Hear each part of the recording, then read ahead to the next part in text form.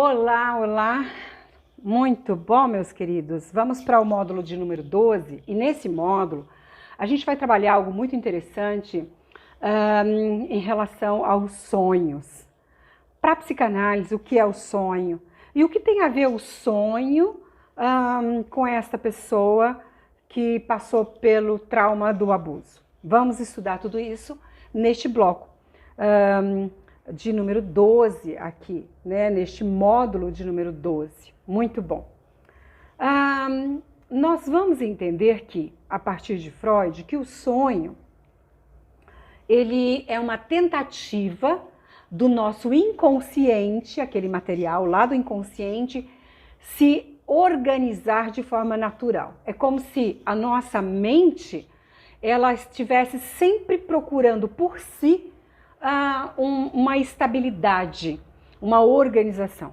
Mais ou menos como o nosso corpo. Se você corta, se você pega a faca, tá picando batatinha, e você corta, com 5 dias você tem aquela cicatriz e o corpo ele tende, né, a dar conta desse corte para que você não morra, para que você tenha vida. A mente é a mesma coisa.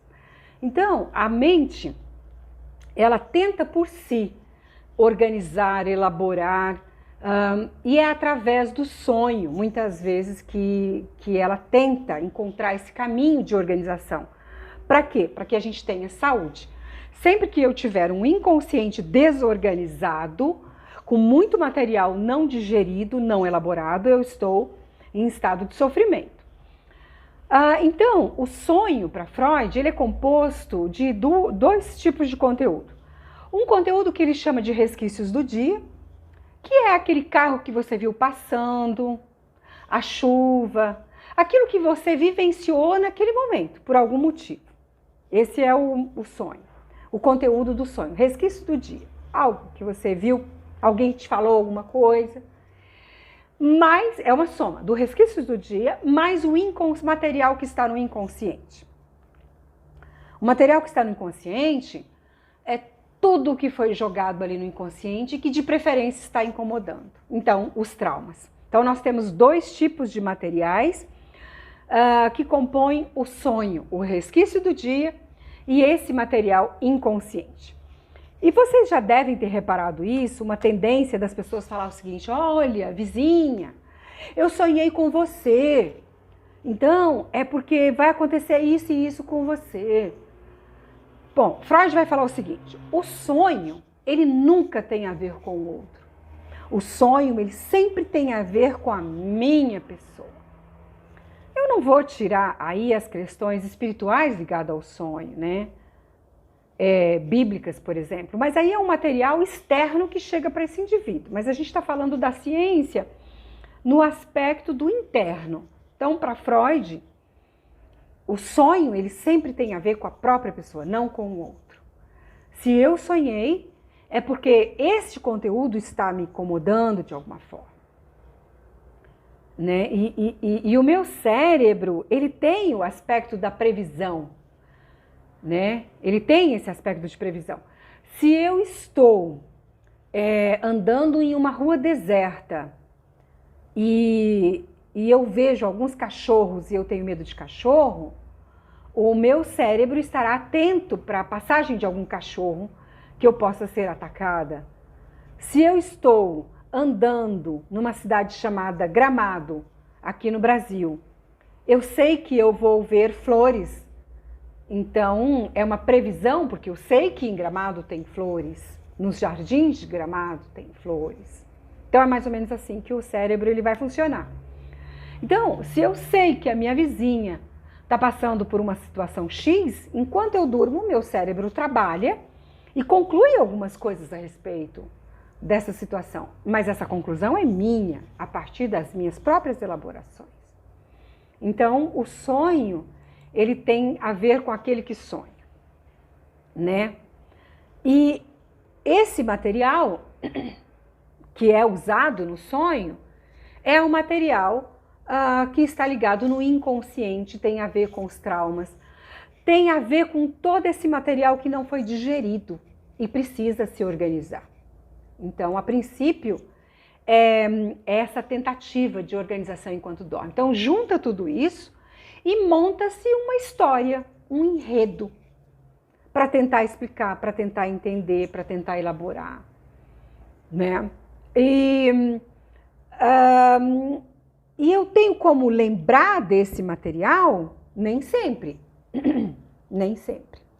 Às vezes, é um material pesado demais para estar no meu consciente, então ele está no inconsciente. Então, acontece muitas vezes que eu sonho, logo que eu acordo, eu sei que sonhei, tem assim uma sensação, às vezes até uma sensação ruim, porque é um conteúdo pesado, mas eu esqueço em seguida.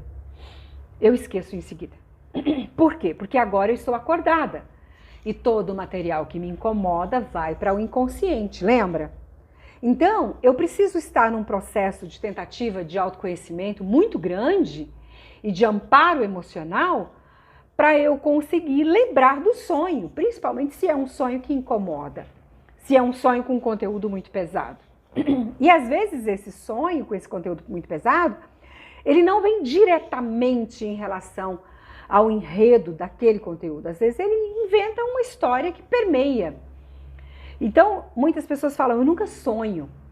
É porque ao acordar, eu vou reprimir novamente, mecanismo de defesa, repressão. Vou reprimir de novo aquele conteúdo que saiu enquanto eu dormia através dessas pequenas histórias. Freud, ele tinha um hábito, ele tinha uma espécie de agenda ao lado da cama, que todos os dias, quando ele acordava, ele tentava anotar o mais rápido possível o que ele lembrava em relação ao sonho. Por quê? Porque é um material que ele gostaria de deixar no consciente para que ele pudesse trabalhar, para que ele pudesse tentar entender, né? Fazer a análise do sonho a respeito daquilo que ele acabou sonhando, mas ele sabia que ele poderia reprimir durante o dia e poderia não lembrar mais daquilo, né? daquele conteúdo.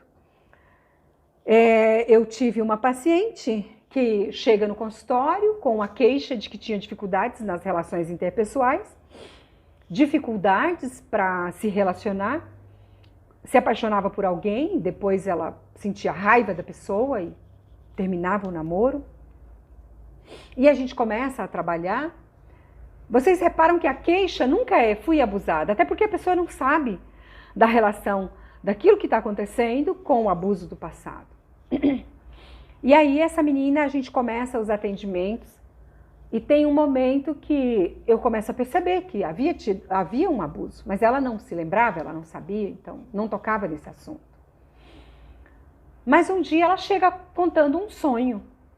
E nesse sonho ela estava deitada num tapete, assistindo desenho animado, com uma roupinha branca e o corpo doía e tinha uma certa confusão. Então ela tem esse sonho. E ela chega no consultório e conta, olha, essa noite eu tive um sonho assim. E eu sugeri que ela contasse esse sonho para a mãe dela. E ela disse, eu posso contar. Mas aí ela chega com uma outra fala. Quando eu comecei a contar para minha mãe, ela começou a chorar. E aí ela diz, filha, isso aconteceu. Eu estava trabalhando, cheguei em casa. Você estava com uma roupinha branca, uma camisolinha branca, deitada num tapete, assistindo desenho. E você estava com a roupinha suja de sangue. Você teve uma hemorragia, você chorava. Foi o dia que eu mandei o seu padrasto ir embora de casa. Eu cheguei e ele estava abusando sexualmente de você. Aí sim, a gente encontrou o ponto.